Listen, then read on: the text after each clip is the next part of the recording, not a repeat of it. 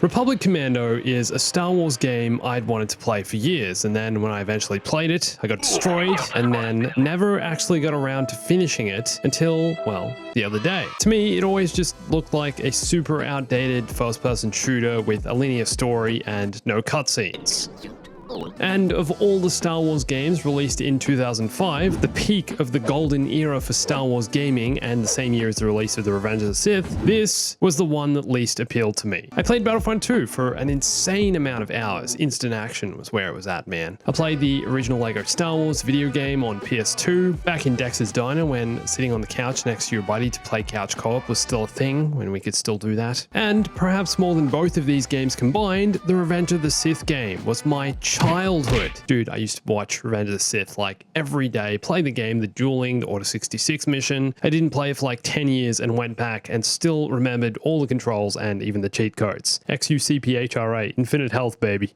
But Republic Commando always had a different appeal. It was targeted at an older audience with the military sim aspects and the overall grittiness. So even though people always talked about how the characters are so memorable, the banter is hilarious, This one looks like your mother. and the squad gameplay is so unique for its time, it's funny to think that this game actually flopped when it released. It didn't meet LucasArts' sales projections, part of why its sequel, Star Wars Imperial Commando, was cancelled even before Republic Commando was released. But since then, this game has developed a huge fan base and has something of a cult following. I mean, who wouldn't want to play as these back-to-hoarding, droid-stabbing madmen? So today, I want to break down some of the core gameplay mechanics and elements of Republic Commando and show you why this is a game that's totally worth your time, even if parts of it are a huge grind.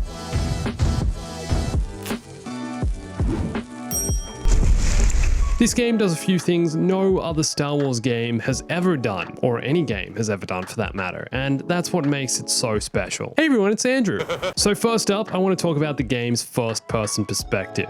This is something you might not realize until you've played through the entire thing, but it starts you off on Kamino in the cloning facility looking at Tornway and your little clone baby hands. You're still inside your clone pod, and this first-person perspective, right from the first shot, doesn't change for the entire game. There is not a single time in Republic Commando where you leave the first-person perspective. There are no cutscenes, there are no hints or guides, there's nothing. You experience the entire game locked in first person. And that's part of why in the opening intro you see your character holding his helmet. You're in control of Delta 1138 the entire time. At no point does the game take control away from you, the player. And this really makes you feel like you're immersed in their world. Like this is a proper Republic Commando Clone Wars military sim and there's no getting out of it. You've been born and bred for this specific moment, to stop the droid army and the CIS and end the war, and that's exactly the experience the developers are looking to deliver. That's why they made this conscious choice, to put you in boss's head. Now you might say, oh, that's pretty unique, not many other games do this, but Republic Commando isn't the first game to employ a similar first-person mechanic. In fact, I think it was heavily inspired by Half-Life and Half-Life 2, as they did the same, with the developers choosing to never take control or perspective away from the player. They wanted the player to experience the story firsthand, and therefore chose to not use cutscenes, but instead make everything about the story and the plot happen around the character and the player in real time. The same goes for Doom. Again, everything happens in first person in both the originals from the 90s and the newer remakes you might be more familiar with. Now, when it comes to Republic Commando, because it's a Star Wars game, honestly, I would have loved to see more actual scenes between the commandos and for the game to take a step back at times, especially because each have their own unique armor and you never really get to see boss's armor because you're always in first person. You never get to see the four of them together really, just you and the three others. And this is why the Battlefront series gives you the option of first or third person, because there's so much cosmetic value in Star Wars. We love seeing the armor, the weapons, the different modifications or paint jobs, different factions, though Republic Commando isn't about that. It's about experiencing the life of a commando and what it's like to be involved in their secret special forces missions during the Clone Wars. Which leads me to my next point. Republic Commando does an incredible job of making you feel like you're part of a cohesive brotherly squad. At first, when you're playing this game, the controls might feel clunky. I actually remapped my entire control layout to something that was more like a traditional first-person shooter because the game has some pretty funky old-school control templates that just weren't going to work for me. And I think this might be a turn-off for some people, and the reason some people might avoid playing this altogether. But man, once you get the hang of all the controls, learn how to use each of the squad orders, you begin to realize how much control you actually have, and how much of a unit your squad works as, how you actually all are pod brothers, as they say. There are 4 main squad orders, right? You've got Search and Destroy, which makes Delta Squad advance on the enemy and form an aggressive position, hunting down anyone in the room. Secure Area actually allows you to select and target a specific location, and the Deltas will take cover around that area and defend it. Form Up makes the Deltas follow you and stick by your side, and then Cancel Maneuver just cancels whatever you're doing. So depending on how many enemies you're facing and what kind of position you're in, you can use these 4 simple squad orders to effectively deal with pretty much any situation. But that's not all. The further I went into the game, the more I realized the importance of actually setting your squad up in certain positions, right? Republic Commando works in kind of rooms, so you'll enter a room, the game throws a certain amount of enemies at you, and you have to deal with those enemies, right? So the game allows you the option of placing a squad member behind cover with a specific role. So let's say I enter this room and I wanted sniper cover from behind or from up top while I and the rest of the squad advance on a position. I could order a Delta to stay behind this cover and provide that sniper cover we need. But then let's say a super battle droid entered the room. Sniper is going to take ages to take that out. So instead of sniping, I'll command that Delta to instead move to this cover and provide anti-armor support, aka grenade launcher. There were times I'd set all 3 of my squad members up with a different role. You put them in a different position and they could deal with it accordingly. And then of course you have your different weapon attachments, the sniper, the grenade launcher, and the weapons you pick up to also choose between and use based on whatever situation you're faced with. Now, I do wish the game gave you the option of what type of support you could have at each point of cover. There are pre-mapped positions the game prompts you with to order support cover, but they're locked to certain tasks. Like this position here will only be for sniper cover, whereas this position here will only be for grenade cover. One will be for anti-armor, you can set traps and mines, there's a few others, but